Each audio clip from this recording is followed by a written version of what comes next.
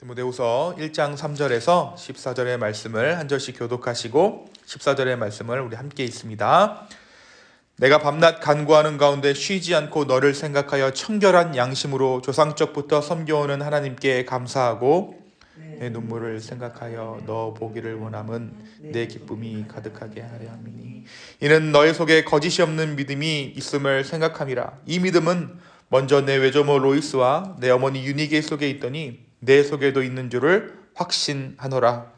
그러므로 내가 나의 안수함으로 내 속에 있는 하나님의 은사를 다시 부를 듯하게 하기 위하여 너로 생각하게 하노니 하나님 우리에게 주신 것은 두려워하는 마음이 아니요 오직 능력과 사랑과 절제하는 마음이니 그러므로 너는 내가 우리 주를 증언함과 또 주를 위하여 갇힌 자 된 나를 부끄러워하지 말고 오직 하나님의 능력을 따라 복음과 함께 고난을 받으라.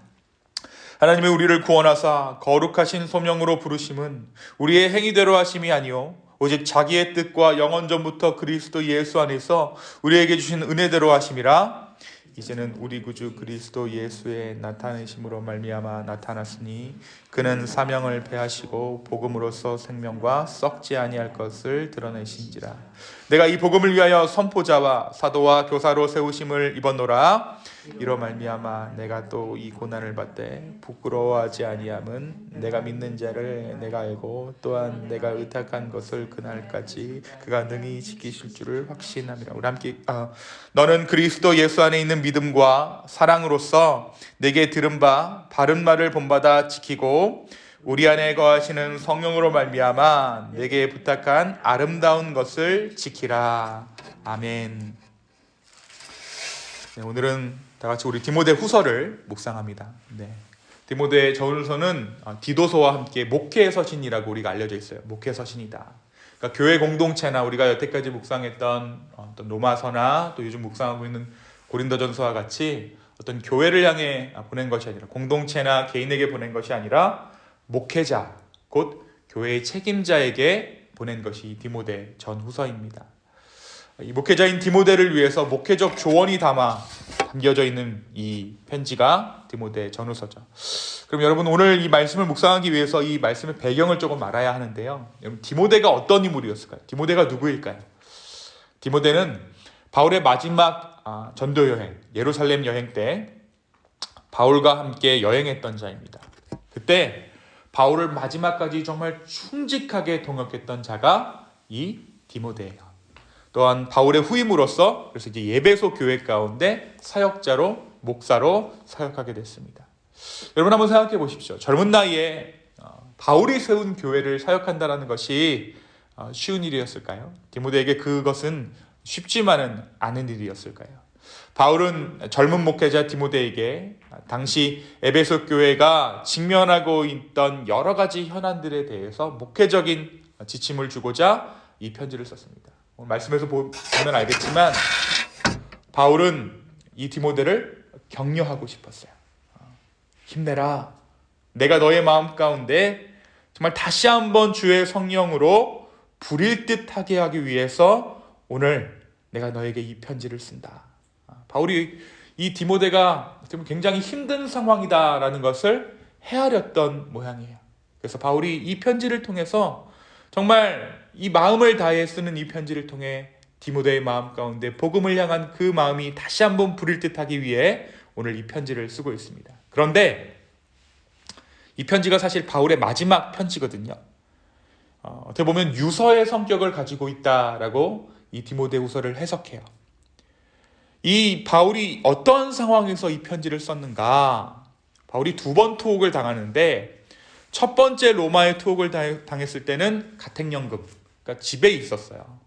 근데 두 번째 투옥을 당했을 때는 어땠냐면 습기가 찬 지하 감옥에서 사슬에 묶여서 지냈습니다. 사형을 앞둔 사형수로서 발에는 착고가 묶이고 습기가 찬 그 지하 감옥에서 지금 바울이 이 편지를 쓰고 있는 거예요. 바울은 이런 가운데서도 성경을 읽고 묵상했다라고 전해집니다. 기도를 쉬지 않았다라고 이야기해요. 바울은 마지막까지 디모데에게 영적 아버지로서 모범을 보이고 사명자로서 이 자세를 잃지 않으려고 했습니다. 근데 이 디모데가 이 사역하는 가운데 어떠한 일이 있었는가? 현실적으로 굉장히 힘든 상황 가운데 이 디모데가 놓였어요. 먼저 로마의 기독교 박해가 시작됩니다. 여러분, 네로 황제 아시죠? 이 미치광이 왕 네로 황제가 로마 도시를 불지르잖아요. 로마 도시를 불지르고 나서 누명을 누구에게 씌웁니까? 기독교인들에게 누명을 씌워요. 그리고 그들을 죽이기 시작합니다. 그러다 보니까 이 교회 안에 있던 사람들이 위기감을 느끼고 교회 밖으로 나가기 시작했어요. 배교하기 시작한 거예요. 나 더 이상 그리스도인 안 한다. 죽을 것을 염려해서, 물론 믿음을 지켜나가는 자들도 있었지만 그들 가운데 배교하면서 그리스도인이라는 그 직분을 버려버리는, 그들의 신앙을 버려버리는 일들이 디모데가 사역하는 이 에베소 교회에도 비일비재했다는 것이죠. 또 문제는 무엇인가? 그들을 미혹하는, 교회 안에도 그들을 고의적으로 미혹하면서 진리를 해치며 사람들을 꼬시는 그런 이단들도 이 틈을 타서 성행하기 시작했습니다. 자, 이 상황 가운데 여러분이 오늘 말씀을 전하고 있는 바울의 마음을 한번 생각해 보시기 바랍니다. 이 바울의 마음을 한번 헤아려 보세요. 그리고 오늘 저와 여러분이 읽으신 이 디모데후서의 말씀을 다시 한번 보십시오.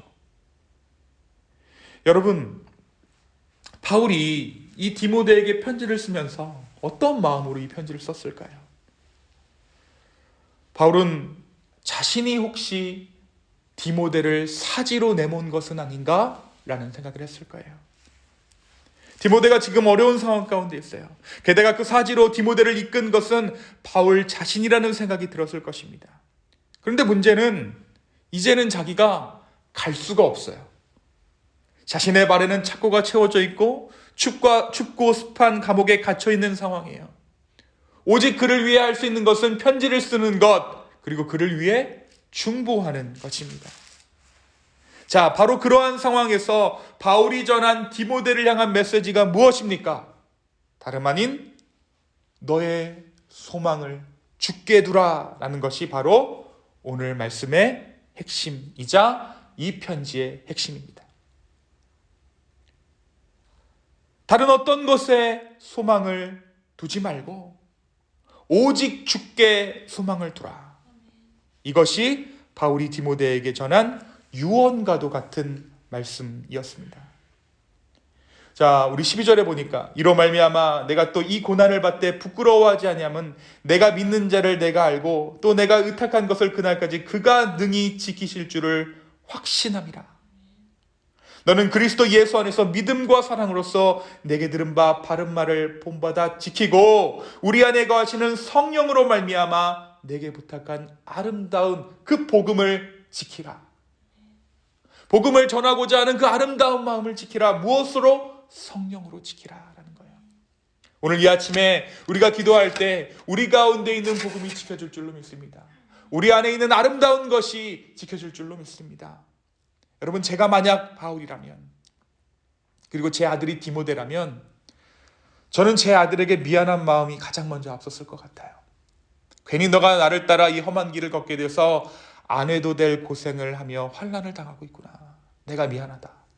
또 나 역시 이렇게 갇혀 있어서 너에게 별 도움을 주지 못하니 미안하구나 라는 말로 이 편지를 시작했을 것 같아요. 그러나 바울의 메시지는 그러한 미안함보다는 오히려 그를 격려해요. 그곳에 있어라. 끝까지 견뎌라. 너에게 주신 그 하나님의 말씀을 기억하고 너에게 주신 그 하나님의 소명과 사명을 기억하라. 이것이 바로 바울이 디모데에게 했던 메시지입니다. 마지막 유서와도 같은 이 편지에 그는 마음을 강하게 붙잡고 오직 주님만 의지하라 라는 마음을 이 편지에 담았습니다. 왜 그렇게 할 수 있었을까요? 바울은 이 환난의 상황이 주님께 소망을 두기에 가장 좋은 상황으로 이해하고 있는 것입니다. 사람들은 이것을 망할 상황, 곧 죽게 될 상황으로 해석하지만 바울은 이 상황 자체를 주께 소망을 둘 기회라고 생각했던 것이죠. 또한 자신이 자유의 몸이 되어 디모데에게 찾아가 도움을 주는 것도 좋은 방법일 수 있지만 디모데 스스로가 온전히 주님을 경험할 수 있는 때가 바로 이 환난의 때라는 것을 바울이 지금 인정하고 있는 것입니다. 바울이 어떤 사람이에요? 바울은 문제가 생기면요 가야 되는 사람이에요. 저희 중에도 그런 사람 있잖아요. 문제가 생기면 뭐 전화로 얘기하는 게 아니라 무조건 가야 되는 사람이 있어요. 네, 제가 잘 아는 분 중에도 우리 교회 중에도 그런 분 계십니다. 이리저리로 옮겨다니고 어려움이 당한 교회가 있으면 일정을 바꾸어서라도 찾아갔던 것이 바울이에요. 근데 지금 바울은 갇혀 있어요.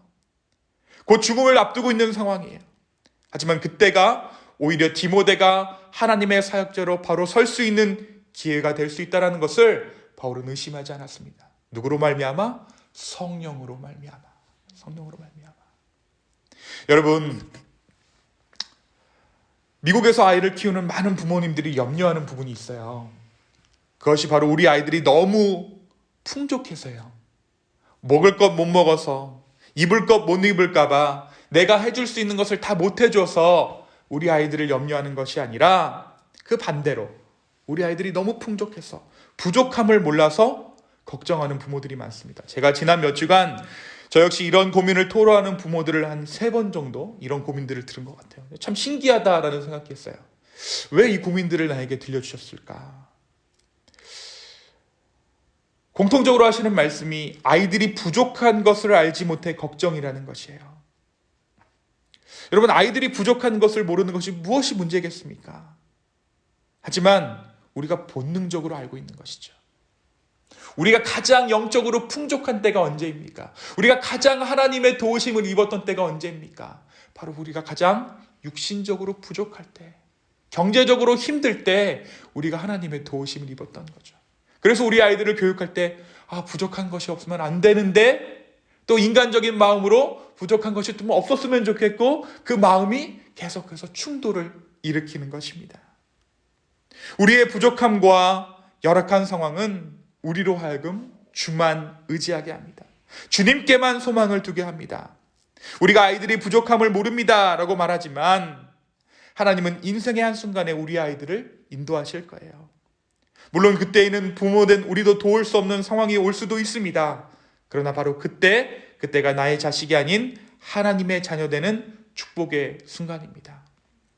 마찬가지로 소망을 오직 주께 두라 라는 오늘의 메시지는 교회의 위기를 말하고 팬데믹으로 신음하는 이때에 바로 하나님께서 하나님의 자녀된 저와 여러분에게 주시는 메시지 아닌가 싶습니다.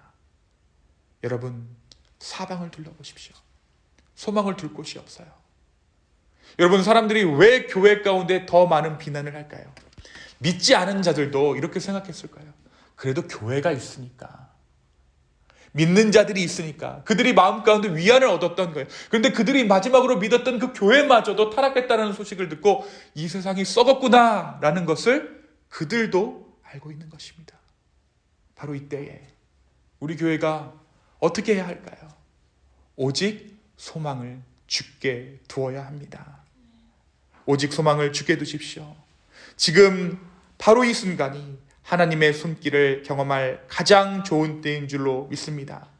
제가 오늘 말씀 13절과 14절의 말씀을 읽는 것으로 오늘 말씀을 마칩니다. 너는 그리스도 예수 안에 있는 믿음과 사랑으로서 내게 들은 바 바른 말을 본받아 지키고 우리 안에 거하시는 성령으로 말미암아 너에게 부탁한 아름다운 것을 지키라. 오늘 이 말씀이 우리의 삶 가운데 일하기를 예수님의 이름으로 축원합니다. 이 시간 함께 기도하겠습니다. 주님, 우리가 자녀들이 아플 때, 힘들 때 대신 아파줄 수 없는 부모입니다. 주님, 그것이 우리가 가진 한계입니다. 주님, 그래서 기도합니다. 그래서 이 모든 상황을 주께 올려드립니다. 아버지 하나님, 우리의 기도를 들으시고 우리의 상황 가운데 일하여 주십시오. 어렵고 힘든 이 순간이 주님을 의지할 만한 가장 좋은 때인 줄로 주여 믿습니다. 성령 하나님, 우리 가운데 함께하여 주시고 우리의 교회가 다시 한번 복음을 회복할 수 있도록 주여 우리를 인도하여 주시옵소서.